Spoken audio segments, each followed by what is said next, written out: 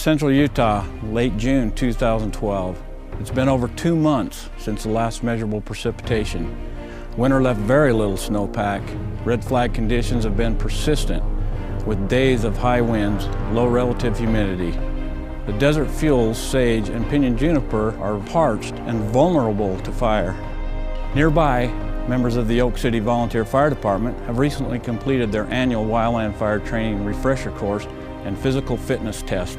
Members of the fire department all work at regular daily jobs and only serve on the fire department during weekly drills and when a pager demands of them to drop everything and run to the aid of their town during a fire.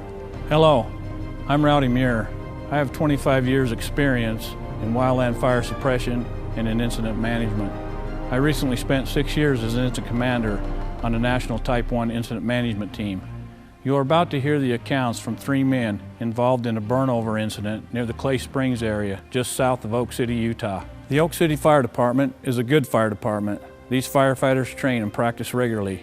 Each of the participants in the Clay Springs fire is red carded. These men had many years' experience fighting fires on the West Desert of Utah. This fire initially didn't seem out of the ordinary. However, extended drought combined with red flag conditions placed these men in a situation to which they were unaccustomed. As the event unfolded, many watch-out situations were present. These watch-out situations are important things that Clark, Ross, and Cameron would like you to learn from their experience. Oak City Fire Department, you're needed for a 1070 wildfire out in the Clay Springs area. I was home in bed trying to get a nap before I went to work that night. I work at the power plant. I heard the pager go off and it called for Oak City south of town. I heard that. So I immediately jumped up. I had my fire clothes close by, and so I just put them on and jumped on my bike and scored up here as fast as I could. June 27th, this is just after 2. I was actually just finished up the concrete. The wood board, finished it, and was just talking to the homeowner. And when the fire alarm went off, so I figured I'd better go. Came in and changed, went out on a gamma goat. It was early afternoon and I was helping my brother put in some countertops at my parents' house, and the fire alarm went off. Here in Oak City, we're on a volunteer basis, and so there's no one that really has to respond. And so as that fire alarm went off for a while, I decided I better come help with the efforts of putting this fire out. And so I come, grabbed my hat, my gloves, jumped in the truck. And about that time, Cameron come running in, and I said, "Jump in, Cameron, let's go, it's south of town." I come into the fire station, got my gear, jumped in the truck with Clark Christensen, and as we headed out, we seen 2 more people coming, but we figured that they could bring the other vehicles out. We were a little undermanned on the truck, Rambo, but as we went out, we figured we could at least start until we got more help. Rambo is a 5-ton, 6-wheel drive military truck. It's got a 1,200-gallon tank on the back. When you put it in 6-wheel drive and you've got that weight on you, you can go just about anywhere. A lot of people think we're crazy for using these military trucks, but they're tough, they're strong, they're dependable, they're lifesavers. As we headed out, the column of smoke was going straight up in the air, but we could tell that the fire was growing. Cameron says, "We've got to stop this. I need this summer range for my cows." And I says, "We've got to stop this or this is going to hit town." And it didn't look like a problem. The plume was still straight in the air. The column was just going straight in the air. I thought, no problem. But at that point, I called back to the station. I said, "Bring us everything you got. We've got a pretty good fire out south of town." Clark and I discussed how we were going to attack this fire, and we decided the best way to attack it is to go behind it and flank it back to the road. At that point, the wind had started to gradually pick up, and there was a little bit of a breeze blowing from the south. I started the pump, and we took off. How we did it was I would spray water, Clark would drive. I noticed that the fire started again behind us. I told Clark we needed to turn around and catch that spark. I thought, this is foolish. We could have 2 nozzles going off the side, and we'll be in the fuel side, but we'll We'll go along that side and we'll have two nozzles going. And so I was driving, shooting out the window, and Cameron was backing me up right behind me. And I could hear Cameron talking, and we were going along, putting the fire out. Now when we started, it was in cheatgrass, about this tall, and a few short sagebrush. It was no big deal. We were knocking it down. Plus, I'd seen, before we left the road out there, I'd seen in my rearview mirror a gamma goat coming. So I knew I would have support right behind me coming in shortly. While they knew that the gamma goat was coming, no instructions were given and a plan was never discussed. Urgency led to this breakdown. The fire come up again. I told Clark, the second loop we turned around, that's when Ross Anderson got off the gamma goat and got on with us. When we actually got out there, the fire had actually blown to the other side of the McCormick Road, which is to the west of the road. And then when we met up with the gamma goat, Clark and Cam were spraying it, and Clark was trying to drive and spray at the same time. And so that's when I took it upon myself to get off the gamma goat and went with them. This was the last time that there was any contact between the gamma goat and Rambo. A radio communication link was never established. Faulty radio equipment and the noise generated by these military trucks prevented it. Clark was driving, Ross was spraying a hose, I was spraying a hose, and Ross would knock down the initial flame, and then I would come along behind and mop it up.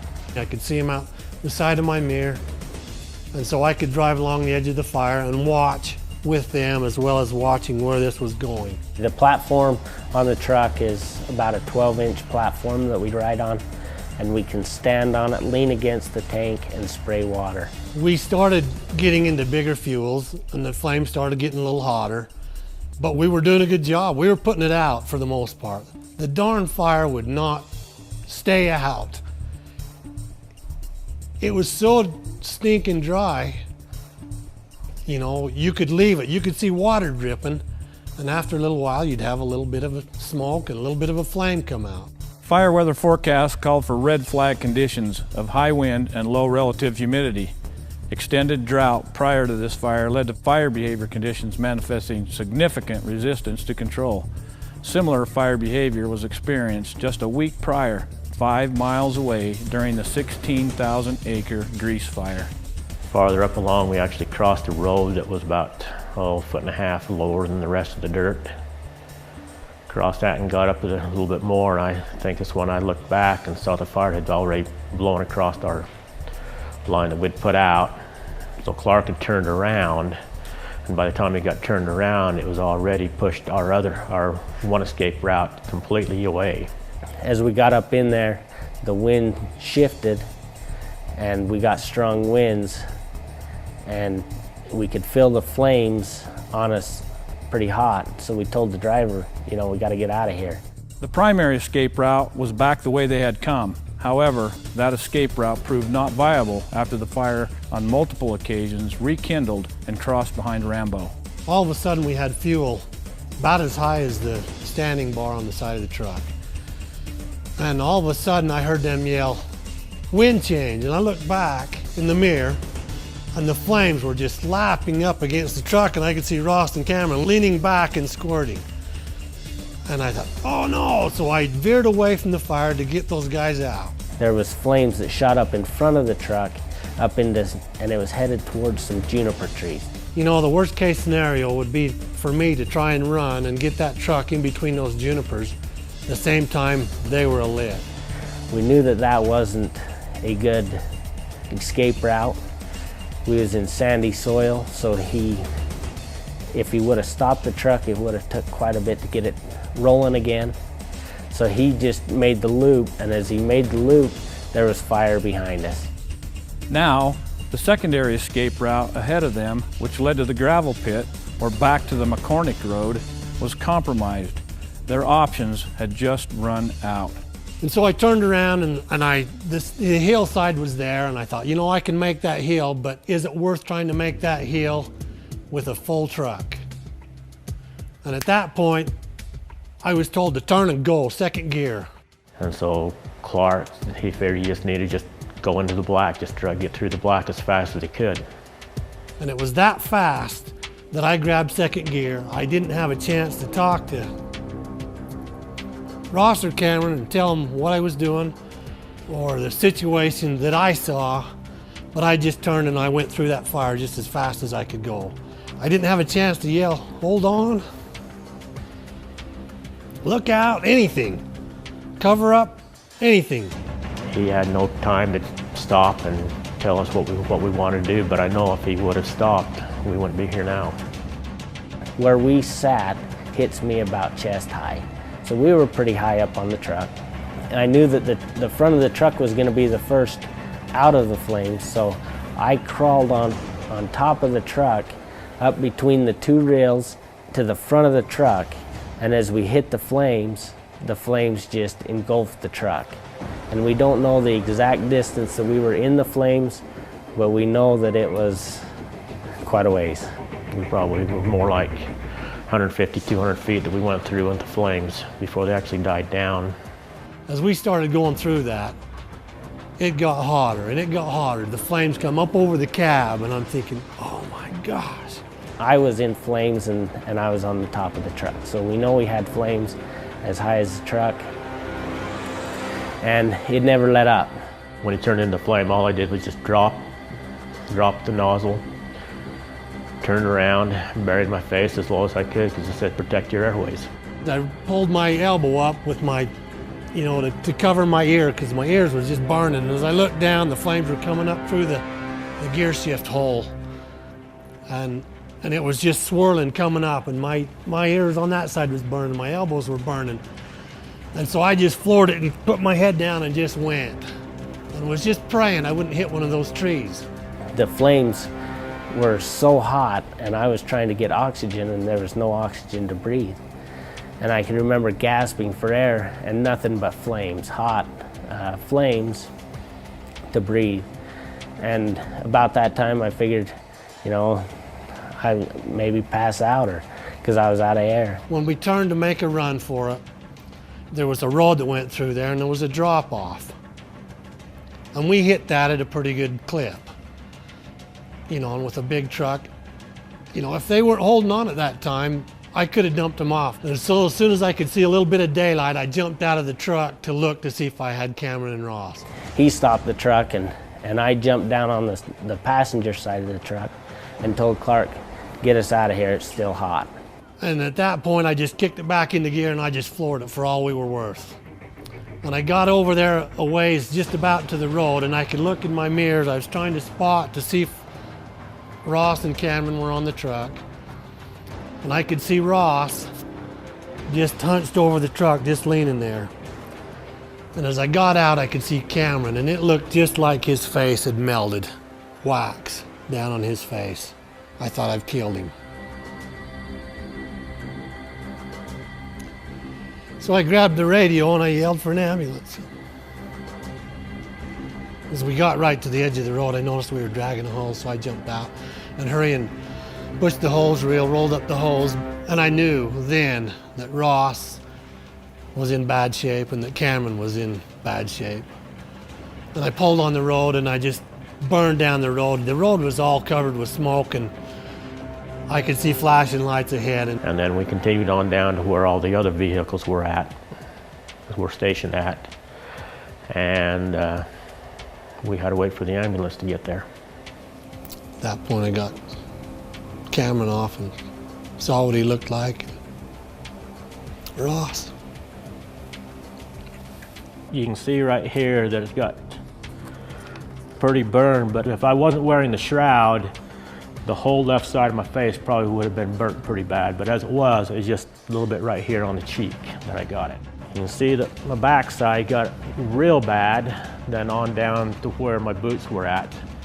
But I had second-degree burns all on the legs. And the shirt, you can see right here that it got pretty hot. You can see a strap here, up and down. That's where I had the BK radio on at the time. And then I was taken to the hospital and then life flighted up to Salt Lake to the burn center. I was transported to Delta Hospital and with the first responders, and they life flighted me from there. I had burns on my face, front of my face, my elbows, my calf, and where my belt was on my pants. My hand had a burn on it because I didn't have proper gloves. After I was treated at Delta Hospital, they life-flighted me to the University of Utah Burn Center. We, as wildland firefighters, need to learn from this experience.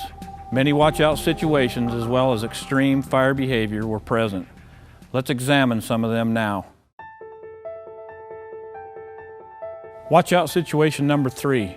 While they thought their escape routes were viable, the condition that existed at the time and poor coordination with the Gamma Goat compromised their plan.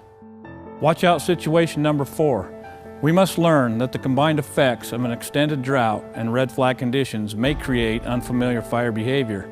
It is important to know weather conditions and anticipate their effect on the fire. Watch-out situation number 5. It is important to communicate tactics and coordinate efforts with other resources. A carefully coordinated attack between Rambo and the Gamma Goat would have secured the line behind them and preserved their anchor point and escape route. Watch-out situation number 6. Since there was a strong feeling of urgency, instructions and assignments were not discussed between the two resources. Watch-out situation number 7. As in nearly all fire tragedies, communications between resources played an important role. The urgency of this fire contributed to a lack of communication and coordination. This led to an unmanageable gap between tandem attacking resources and thus an escape fire. One message that Clark once conveyed is the importance of not taking a fire too personal, feeling too much urgency, and getting tunnel vision. Watch out situation number 8. We should learn from this incident that a good anchor point, in this case the McCormick Road, can be invalidated if the line between you and your anchor point is not secure. Watch out situation number 11. These men were fighting fire from the unburned side of the fire. While it often makes sense to fight fire on the green side of the line, it can lead to an accident, especially combined with other watch-out situations. Watch-out situation number 15. A change in wind speed and direction was a critical factor in this incident. While initially the fire was unthreatening, the forecasted winds soon manifested. What we can learn from this incident is to allow for changes in wind speed and direction. Watch-out situation number 17. Steep terrain to the right of Rambo prevented the escape in that direction. The patch of junipers to the north nullified an escape through them. The effects of the terrain and fuel should be carefully evaluated to ensure that your escape routes will work. To learn from the experiences of the Oak City Fire Department and avoid life-threatening situations, we must constantly evaluate our situational awareness by applying the risk management principles contained on the green page 1 of the IRPG. Learn all you can about your incident. Be constantly alert to new and changing conditions. Identify possible hazards and mitigate those hazards using the standard firefighting orders in LCES. Once you've placed adequate controls on existing hazards, proceed, but never stop evaluating for change. You must quickly identify changes to your circumstances and repeat the risk management process to ensure your safety and the safety of those around you. To further ensure safety and effectiveness, firefighters are encouraged to obtain as much training as possible to bolster their knowledge of the fire environment. Many wildland fire courses are available to you. Seek out your source of training and enroll in the classes that further your knowledge, safety, and effectiveness.